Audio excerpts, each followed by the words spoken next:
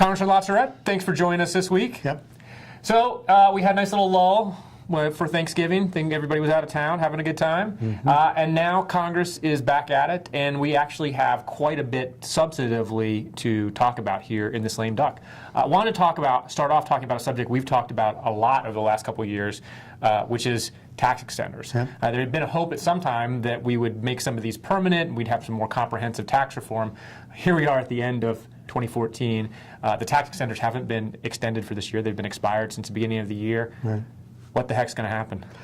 Well, you know, it's kind of an interesting thing that there hadn't been a lot of cooperation between Senator Reid and the Senate and the House, but on this issue they were actually negotiating a package to make some of this, for instance, the research and development tax credit for business. They thought they could make it permanent, and the Republicans were looking for some business-friendly tax extenders to be made permanent.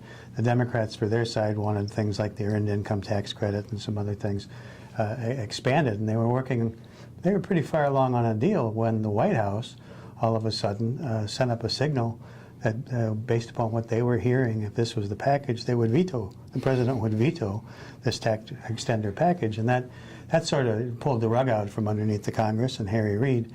And so this week the House has introduced a bill to extend, I think, about 4 dozen of the 70 tax extender provisions, extend them through the balance of 2014 so that people who rely on them can use them on their 2014 tax returns, which is good news, but it's also a horrible tax policy because they've gone through this entire year hoping they were going to be reauthorized, hoping that they'd go forward. But on some things, like the production tax credit that the wind energy people use, you know, they've had to make business decisions all of 2014 in a vacuum, not knowing what's going to happen. So it's good news in that a number of them will be extended through the balance of the year. It's bad news because it's bad tax policy, and also they're going to have to revisit it rather quickly in 2015. Well, and the follow-up to that is, if the president was sending signals that he was going to veto this package that Democrats and Republicans were actually able to come to some agreement on, right, at least in theory, does that bode well for what the prospects are going to be to actually make some of these permanent, or are we looking at kicking the can down the road again next year? Yeah, you know, it's one of those too early to tell, but I would tell you, we talked before about, you know, what was the president's reaction going to be based upon really a lousy midterm election result for him. And I would say at this moment in time, just with this veto threat, the unilateral action on immigration and some of the other things that are going on, he's not backing down. And I see more confrontation at this moment in time being the pattern coming from the White House than trying to forge some kind of working relationship with Mitch McConnell and John Boehner to get some signature items done in the last 2 years of his presidency. But we'll see. Does that surprise you at all? I mean, it surprises me a little bit in the sense, I mean, you know, Boehner and McConnell are deal makers. Right. I mean, but how both of them men have gotten to where they are, they're deal makers. And it seems like that there would be an opportunity for this White House to work with Boehner and McConnell. I mean, should we just expect, because they seem like they're digging in their heels, that it's going to be more of this? I don't know. That again, we have to see what happens in the early months of 2015. But if you looked at the president's speeches and his demeanor after the election, you know, I mean, the thing that amazed me was he at one point said, well, yeah, okay, we got beat real bad, but look at all the people that didn't vote, implying that if everybody had voted, his policies would have been ratified. I mean, that's really a strange way to look at a bad election result. And so, at the moment, he seems to be combative. We'll see what happens after the new Congress is sworn in and there's a new reality. I do know that Senator McConnell went down for a private meeting to the White House, not open to the press. They're not talking about what they discussed. And maybe, you know, there's a relationship that can be forged there over the next few months that'll be productive. Well, another issue we've talked a lot about over the last couple of years has been the budget and continuing resolution and talk about returning in regular order, which we were all happy about for a while, and that went out the window quickly. And we're once again staring at a potential government shutdown that for months we've been told there's absolutely no way we're going to have another government shutdown. Of course, then the president acted unilaterally on immigration, inflaming a number of hardline conservatives on the issue. And once again, we're staring at what are we going to do? How are we going to move forward? Talk to us a little bit about this.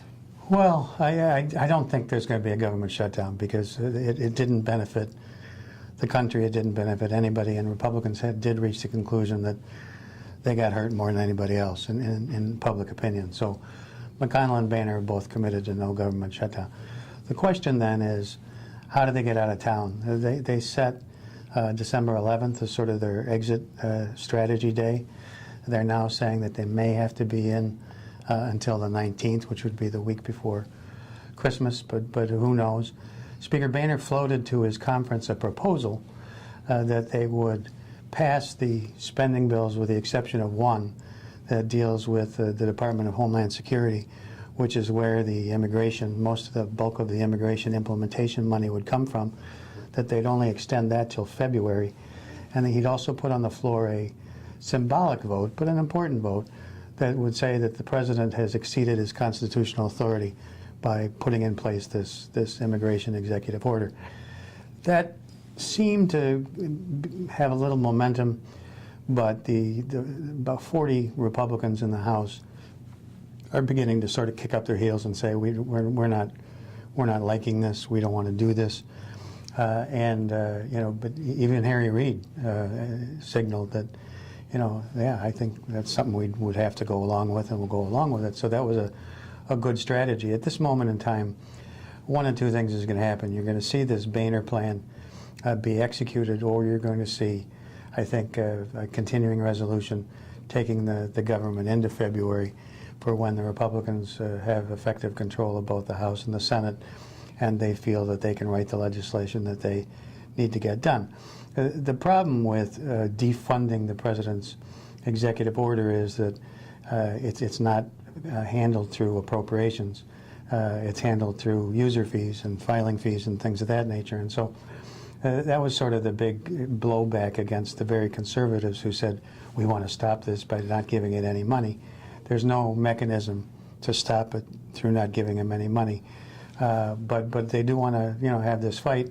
I think it's interesting that although some of the people that have been very vocal on this, like Steve King, congressman from Iowa, have been making noise, Senator Ted Cruz has deferred comments at this moment in time. Saw that, yeah. And so that's good news for Mitch McConnell, and I think it gives them some time to do a little negotiation and figure out an exit strategy to get home for the holidays and then come back and be in charge in January. At the end of the day, what do you think the odds are that Speaker Boehner has to rely on Nancy Pelosi to gather Democratic votes to get something through in the House? I know that's been all the buzz the last 12 hours here in D.C.